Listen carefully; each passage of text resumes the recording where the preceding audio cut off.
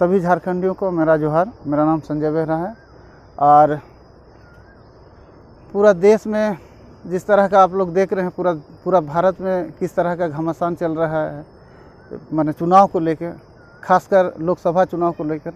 और इसी तरह हमारा पूर्वी सिंहभूम, झारखंड के पूर्वी सिंहभूम ज़िले से भी हमारा किसान मजदूर गरीब का बेटा जो है जाना जाता है, इस क्षेत्र का एक फेमस चेहरा है जुझार सोरेन, वो भी इस चुनाव में उतरे हुए हैं। देखा जाए तो इस चुनाव में काफ़ी धन बल का माने टक्कर है और कहा जाता है कि इस चुनाव में बड़ा बड़ा पूंजीपति से लेके बड़ा धनो सेठ लगे हुए हैं इस चुनाव में पैसा कौड़ी दे के जीतने के लिए। और जुझार सोरेन जैसा एक छोटा सा गांव का, हमारा पूर्वी सिंहभूम छोटा सा गांव बेतालपुर का जो एक शिक्षित युवा है, वो किस तरह से मैंने संसद चुनाव लड़के जो यहाँ का क्षेत्र का विकास करने का सोच रखे हैं। जुझार जी, ये जो चुनाव है ये बहुत ही महत्वपूर्ण चुनाव है। कहा जा रहा है कि एक तरफ बीजेपी जो है बोलते हैं कि संविधान चेंज कर देंगे, इंडिया गठबंधन बोल रहे हैं कि मैं संविधान को बचाऊंगा, है ना, और इस तरह का कोई बोल रहे हैं कि विकास मैं करूंगा। इस तरह का अनेकों वादा जो है जनता के ऊपर रख रहे हैं। तो आप मतलब आपका कौन सा वादा है जो, या फिर आपका कौन सा ऐसा मैंने ऐसा सोच रखे, या फिर कौन सा ऐसा चमत्कार करने वाले हैं जो यहाँ पे जैसे बोला जाए कि इंडिया गठबंधन का एक समीर महांती जैसा जो अभी फ़िलहाल में विधायक हैं, और विद्युत वरुण महतो जैसा दिग्गज जो 2 बार संसद रह चुके हैं और राष्ट्रीय पार्टी का नेता है, और आप उसी बीच में माने आप भी कूद गए हैं।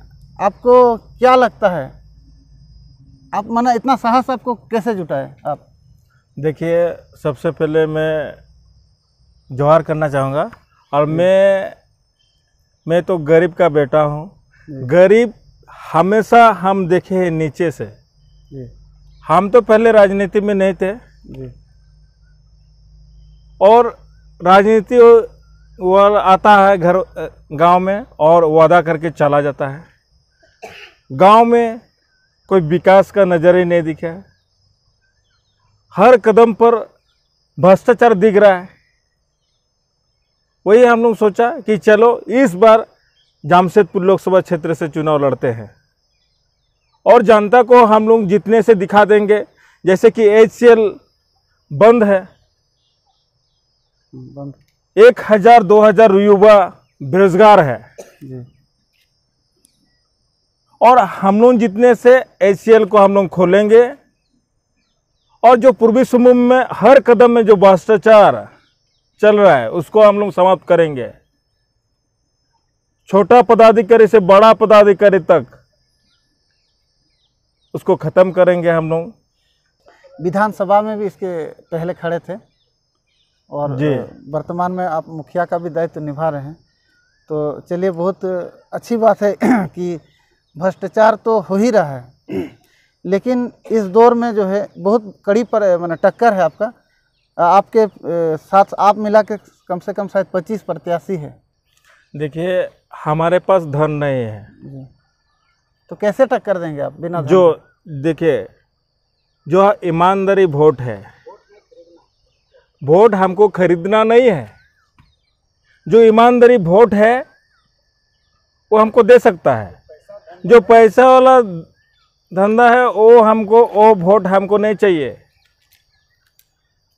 तो मान लीजिए आप जीतते हैं तो सबसे पहले क्या कीजिएगा आप? सबसे पहले मैं आदिवासी के नाते में आदिवासी सरना कोड को लागू करवाऊंगा जी।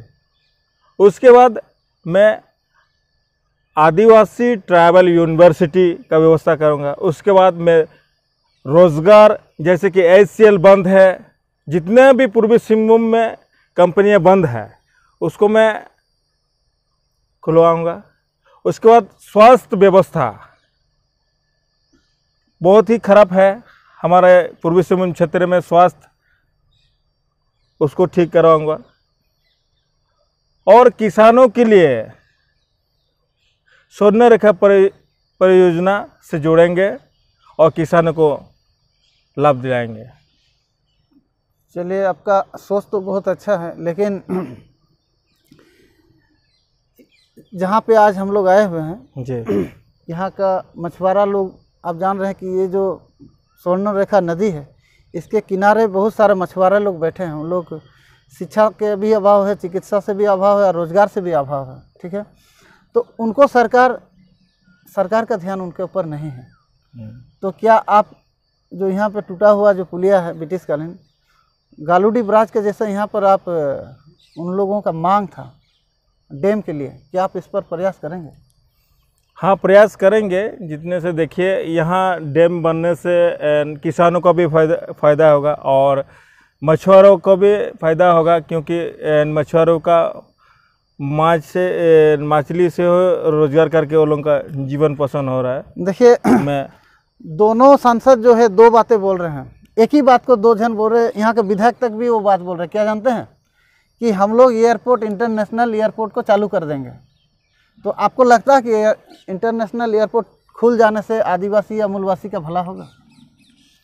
देखिए, इंटर एयरपोर्ट जो है जी, अभी